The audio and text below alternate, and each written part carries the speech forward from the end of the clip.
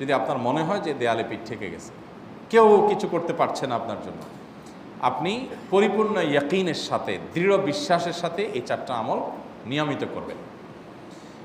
এবং আমি বহু মানুষকে পার্সোনালি এটার পরামর্শ দিয়েছি, ওনারা আমল করেছেন, আমল করে উপকৃত হয়েছেন।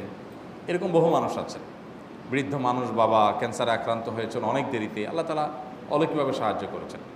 হ্যাঁ, কখনো যদি আল্লাহ তাআলা এই আমলগুলো করার পরও আমার বিপদ দূর না করেন, তাহলে হয় আমার আমলের মধ্যে কোনো ত্রুটি ছিল, অথবা আমার এই বিপদ দূর না হওয়ার মধ্যে আমার জন্য কোনো কল্যাণ নিহিত ছিল।